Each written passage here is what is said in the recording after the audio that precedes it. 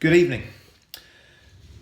Before I start this video, I want to make one thing very clear. I'm not a conspiracy theorist. I believe conspiracy theories always discredit any movement from which they come.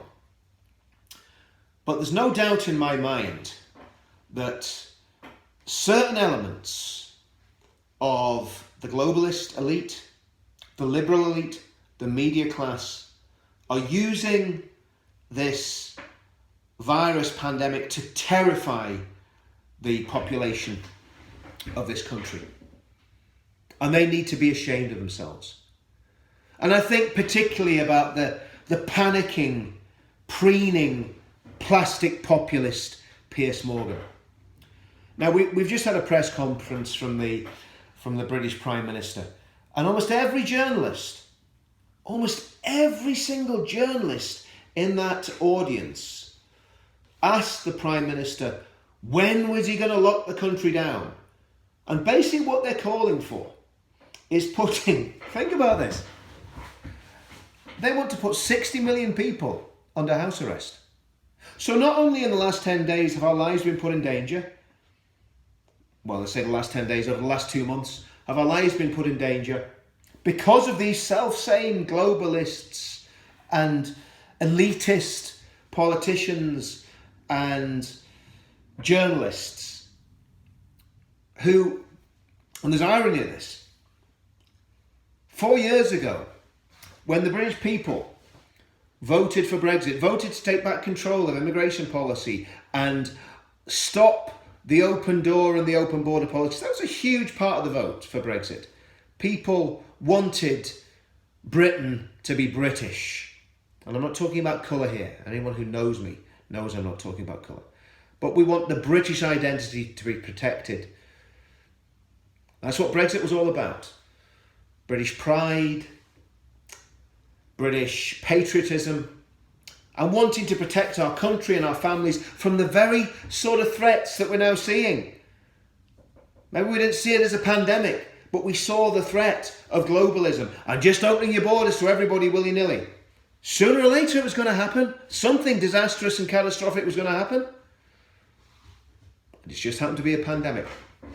So these very same journalists that would have reacted in horror if Boris Johnson had closed the borders when this pandemic started, when it started in China, when it could have been controlled. You see, 50 years ago, this wouldn't have been an issue because we would have all heard about the problem in China. We'd all thought it was very bad and we'd have sent some antiviral drugs and whatever we could lay our hands on. We wouldn't even have them then, but we wouldn't have been affected by it. That's the point. We wouldn't have been affected by this plague, and it is a plague. And it is deadly, and it is serious, and it is extremely dangerous. So I'm not playing down what's happening with the coronavirus. And many brave people will die as a result of this. And I'm talking about health professionals. I'm talking about frontline workers. And when I talk about frontline workers, I'm talking about people that work in supermarkets. People that work in supermarkets are in the front line. You've got all and sundry coming in and breathing on them, sneezing on them, spluttering all over them. They're going to be in the front line of the coronavirus. They have no protective equipment whatsoever. My wife works in a supermarket, and I think those people that work in supermarkets, we need to give them a round of applause. The staff at Tesco, one of the Tesco stores in Belfast today, gave NHS workers a round of applause when they came into the shopping centre after a shift. And I think the NHS workers should be giving the Tesco workers a round of applause as well, because both sets of people are extremely brave and deserve our support and our recognition. It's a shame that we can't say about the journalists who have got people whipped into a frenzy. People are panicking because of the journalists, because of the constant body count that's just flashed on the screens 24/7. And I'm not going to watch it anymore. I don't want to see the news. I don't want to know how many people are dying of this. I know a lot of people are going to die. What I want to know is what we can do to save the country. And it is a case of saving the country. But these very same journalists that would have gone absolutely ballistic if Boris Johnson had closed the borders in January, they would have gone nuts if we'd have left people stranded in Italy or Spain. And instead, what have we got? Every single case that is infecting our population, cutting down our population, can be traced back to people that came from Italy so far. And no doubt it'll be exactly the same with people returning from Spain. But of course, that horse has bolted. There's nothing we can do about that. But the media, who would have been in uproar if Pearson had closed down the borders, the same media, what do they want to do now? They want to put us all under house arrest. The entire population. And I can just imagine Piers Morgan, and the panicking, preening Piers Morgan, the plastic populist. He'll be on the TV tomorrow. Boris has got to do more. He's a wimp. He's wimping out. We've got to man up and get used to being stuck in our houses. Well, it's all right being stuck in your house if you live on a country estate, Piers, isn't it? And no doubt he'll be doing a video conference with the sugary Susanna Reid, who went into isolation because one of her children sneezed. Lots of people are going to die from this virus. People that we know, people that we love. Lots of people have already, including me, lost their livelihoods. I've worked every single day, or every single year, not every single day because I've had holidays, but I've worked since I was 16 years old. Never been unemployed. My industry is closed, and I am not covered, as far as I know, by this guarantee scheme that the Chancellor has put in place. Maybe I am, but it doesn't look like it. So I've lost my income. Now they want to take away my liberty as well. Well, I've got news for those journalists. I'm going to go out and get fresh air. Don't try and put me in a curfew. I'm responsible. I'm not going to go and breathe on people or let people breathe on me. I don't want to get it, and I've got it. I don't want to give it to anyone. But to call for the country to be put in total lockdown is insane.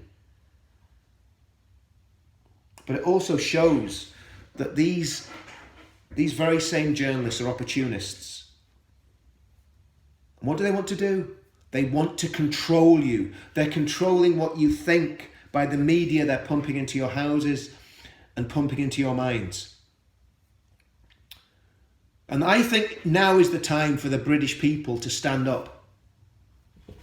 To follow the government advice about social distancing, to follow the government advice with old people, to follow the government advice about not going into crowded areas, to follow the government advice about not having social gatherings in your house.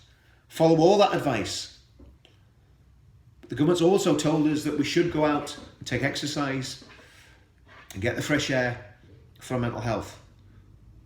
There was a medic on the television a couple of days ago on Sky. They cut her off and they've never shown it again. She said people have got to go out. They've got to go out because they need to get out in the sun and get vitamin D. Create vitamin D. So what's going to happen? And what can we do? Well, if we're all locked in our houses, we can't really do very much, can we? Because we have a small army. I mean, most of the people watching this, same as last time, are in our movement. We have a small army of people. And when all this is over, that army will need to deploy to help. And I would imagine very soon the government will be calling on voluntary organisations to get together and help. And the patriots that mobilised for the past 2.5, 3 years, thousands of them up and down this country, we can all play a part in helping the elderly, delivering food, and even just phoning people, even just keeping in touch with people in the network that you've got to know over the past 2.5 to 3 years. Made some very, very great friends. And one of the things that really saddens me is London. And we've got at least 3 or 4 people that I know in our very, very close circle who have been affected by the coronavirus already in London. No doubt there's many more, and there will be more. And we need to keep in touch through all the social media platforms that we're still allowed on, and let people know that we're there for them, and We can certainly offer them moral support if we can't do much else. And if you're in those areas that are affected and you can help people in our movement, especially the elderly, especially people that are going to be put in lockdown, I think that's an extremely good idea. Don't let the press panic you. Don't watch the constant tally of death that has been reeled out on the media. But what we've got to do, we've got to be responsible, and we've got to take this very, very seriously and make sure that we do not put ourselves or other people at unnecessary risk. But going walking in an open space where there's nobody about, you should not be banned from doing that. It's so irresponsible. You see, the journalists and the liberal elite don't believe that we have got the common sense to do the right thing, and some people don't. And of course, there needs to be some form of sanction upon those people. But the vast majority of people, when I was out walking today, when I was swimming in the sea today, everybody there was practicing social distancing. I mean, for goodness sake, the sea's pretty big. You can make sure you're plenty of distance away from the next person swimming. The same in the parks. So we don't need to be locked in our houses. And I'm sure the police are going to have plenty to do without arresting me for pulling up at the nearest beach, putting a swimming hat on and going in the sea. As a movement, we can help. But if we're all locked in our houses and we're breaking the law by going out, we won't be able to help. Of course, we'll still be able to keep in touch with each other and support each other. But there's practical things I believe that people in our movement can do to protect the elderly and help the elderly. Look at what happened with Tommy last week, where he intervened and saw off some young, feral scum who appeared to be attacking an elderly couple and by all accounts actually beat a woman up. And Tommy did the right thing and got involved. And that's the sort of thing that I believe veterans, football lads could do up and down the country. They could find out where these groups of feral youths are that are attacking old ladies, that are accosting people doing their shopping, and they can get involved and stop them doing what they're doing. And one last thing. The shameful sights of panic buying, which I believe has been inspired by the media. But there's something very un-British about panic buying. There's something very un-British about people grabbing food off shelves and stuffing it into their trolleys far more than they ever would need.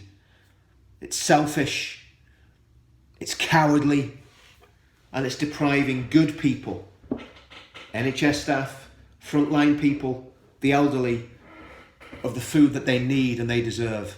And those people that are doing the panic buying, we've seen the queues. We've seen the look of you and the cut of you. You should hang your heads in shame.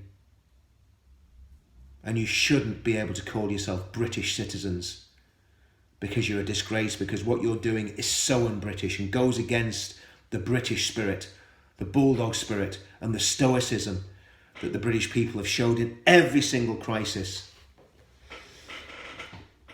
for hundreds of years. So what do?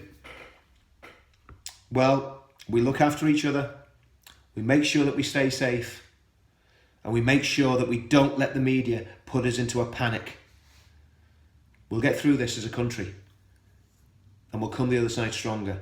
But the patriot movement has a massive part to play. And we need to come together, put our differences aside, come together and work together to make a difference and to make this country the Great Britain that it is and always will be. See you all soon.